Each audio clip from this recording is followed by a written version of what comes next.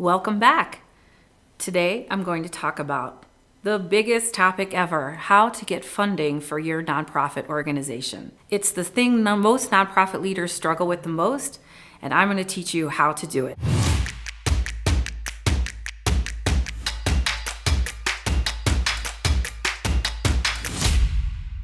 I have so many ideas that are going to save you time, save you money, and help you raise more money more easily. First, you need to understand and articulate your value. Now, what do I mean when I say understand and articulate your value? As a nonprofit, you need to understand why you do what you do and the value that you bring to your community. In fundraising, sometimes you think, I'm the small nonprofit and I need the money, and it comes from a position of powerlessness. So I don't have any money, so I'm here, and then the people who have money, they're the haves and they're up here. By being able to understand and articulate your value, you're coming from a position of power, that your organization does wonderful things that are worthy of investment. And when you have that, the way you approach funders is much more beneficial, and it connects with them more deeply, and they're more likely to fund your organization. I worked with one organization, and we worked on understanding and articulating their value. It took most of one day, and they took that messaging to a major funder and got a $1.4 million grant from a private foundation. Now, I'm not saying you're going to get a $1.4 million grant. I use that example as a way to show how important it is to understand and articulate your value to the right donor so that they understand how worthy of investment you really are. Number 2, you want to create a plan. Hopes and wishes are not fundraising plans.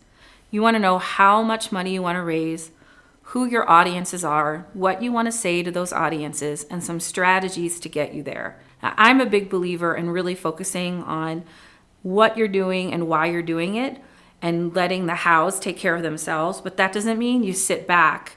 That means that you become open to the possibilities around you, and a plan allows you to lay out some strategies that you want to attract donors and start working towards that.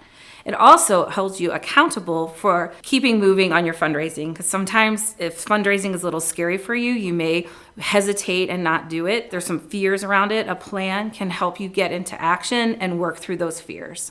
Number 3, focus on individuals. 70% of charity comes from individuals like you and me who are giving their money. It doesn't come from corporations or foundations. They do give, but true philanthropy and the most money comes from individuals. So when you focus on individual giving, it allows you to raise more money. Also allows you to create a program that's more sustainable, because that foundation or that corporation could decide that they don't want to fund organizations like yours anymore. Individuals give you stability because you're building a base of support of people who love you and want to support you. And I know it feels like that's a lot of work. You may just want, I would love to get a big gift from a corporation. And yet it's really the individuals that are going to be on your side, and they're going to provide the security and sustainability that you need to do the work. I have 2 more tips, but before I give those, I want you to hit the subscribe button so you can get lots more videos on how to fundraise for your nonprofit. Number 4, avoid magic wand thinking. I wish I had a magic wand and the money would fall from the sky to my nonprofit. I wish I had a famous celebrity to endorse my nonprofit. I wish I had a big corporation who would write me a big fat check. That's magic wand thinking. I was doing a webinar the other day, and one of the participants said, how can I get a big celebrity to be a spokesperson for my organization? And I said, I'm hearing magic wand thinking, because the underlying subtext of that question is, how can I get somebody to do this so I don't have to think about fundraising anymore? And really managing a nonprofit, just like a company has to sell their products, a nonprofit fundraises. It's the same principle. And once you get in there and start doing the work and start building the relationships, the money will come. But it is really about that day-to-day work of relationship building. There's really no magic wand. I'm sorry if there was. I would give you one. Number 5 is connect to like-minded donors. Here's the thing that I want to tell you that is so important about fundraising. It is not your job to make people care about your organization. I know that sounds super crazy. It's not your job to make people care. It's your job to connect with like-minded people. Philanthropy is really, really personal, right? I give to causes that are personal to me, that are born in my life experiences, the things that I want to see more of or the pains that I want to see less of. And every other person has that same, what I call a philanthropic wheelhouse. And you really can't change that. You can't make people care if they're just not emotionally connected to you.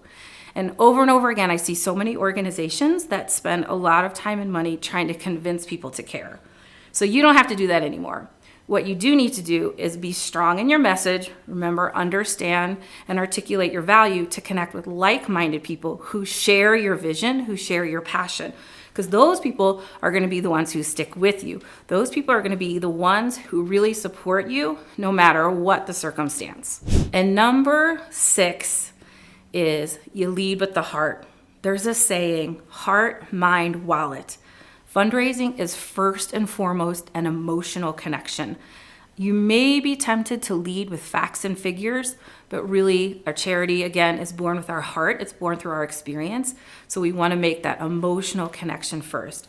So make sure you're leading with the heart. Then you follow up with the mind, the facts and figures. Once people understand that they're giving to a reputable organization, that's when the wallet or the giving occurs.